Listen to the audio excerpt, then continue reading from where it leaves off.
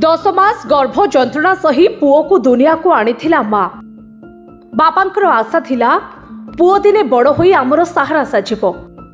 आ भौणी भाविथिला भाई मो पाखरे सुख दुख रे ठिया हेबो।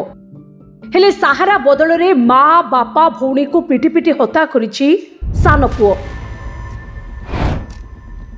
एभली अभावनीय घटना घटी जगतसिंहपुर सदर थाना अंतर्गत जयबड़ धोबासाही ग्राम रे। माँ बापा भौणी हत्या घटना रे अभियुक्त पुओ को अटक रखी तदंत आरंभ करिछि सदर थाना पुलिस।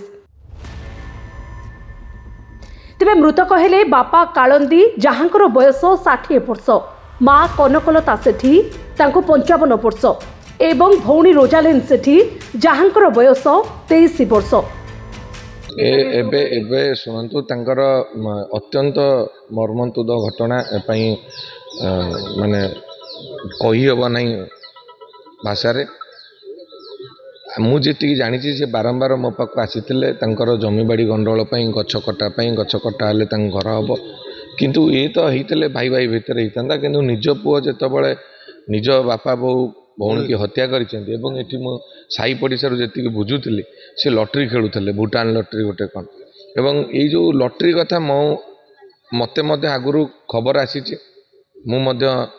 पुलिस प्रशासन को यही 15 दिन तले भी अवगत करमती हो आईआईसी महोदय को जनइला 3 थर जाकि चेक कर सिविल ड्रेस रे केमी कौन सुराग पाई से पलि जाते एवं आईआईसी सहित मुझे कथा कौन है ना नहीं कहीं नथिले आपणकर जो पुराणा बस स्टाण जस्ट आगु को जो मद दुकान टी अच्छी तारी पछाड़े ये लटरी खेल दिन राति चले बोली मुझे खबर पाई पुलिस प्रशासन को जनई ये गोटे कारण होता ही पारे लटरी पाई बहुत पैसा हारी थी पारती बापा बो को मागी थी पारती बापा बो नदे उत्त्यक्त ही मारदे पारि आउ गोटे दिग भी हो पारे जो चरस एवं चरस बहु मात्रा कमी किंतु संपूर्ण बंद है संपूर्ण बंद है तेणु ये चरस अवस्था से भी सबुआड़े बापा माँ को पिला माने होचंती पैसा मागुचन जेतले नदेले आक्रमण करूचंती ए दीटी घटना भितर गोटे घटना।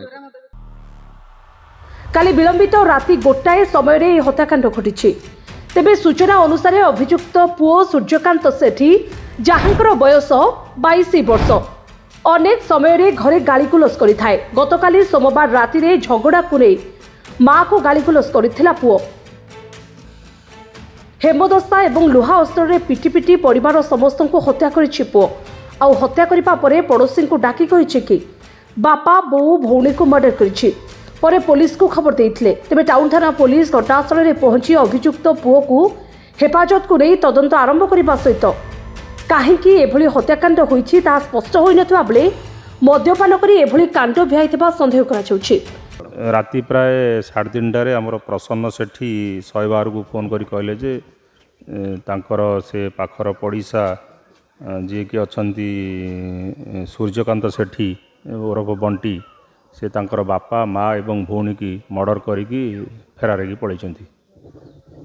आपर आम से घटनास्थल को आसलु देखिलु भी प्रकृत से 3 जनकर मृत्यु होती रक्त जुड़ुगुड़ अवस्था अच्छी एवं आम ये घटनास्थल अच्छु जगिकी अच्छु आ सी आसामी फेरार हो जाता। बर्तमान कौन सूत्र आम खबर पाइलु जे ताकू डिटेन कराई।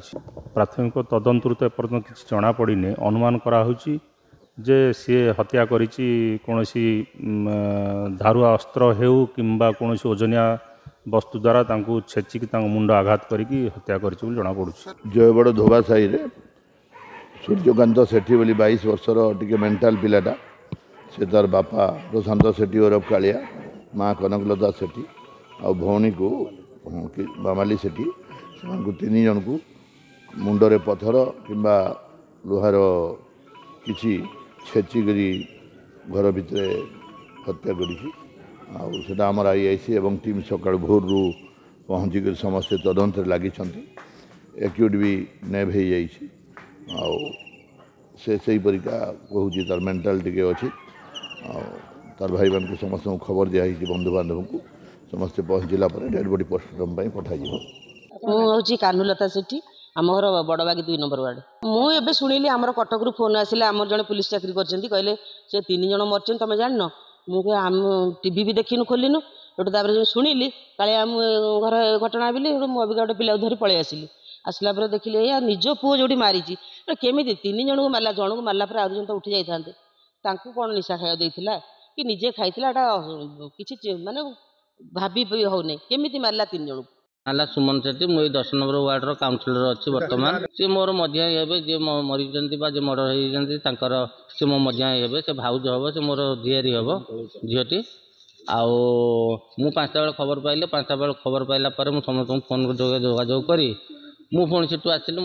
ମୁଁ ଟିକେ ଆସିକି ଏବେ 8:30 ବେଳେ ପହଞ୍ଚିଲି। ସେ ପିଲା ବିଷୟରେ ଜାଣିଛି, ସେ କୌଣସି ନିଶାପତ୍ର ଖାଏନି, କିନ୍ତୁ ଏମିତି ଟିକେ ତାଙ୍କ ଘର ଭିତରେ ମଝିରେ ମଝିରେ ପାଟିତୁଣ୍ଡ ହେଲେ ସେ ଟିକେ ରାଗିଯାଏ। जगतसिंहपुर राकेश दास का रिपोर्ट, जेहोवा न्यूज।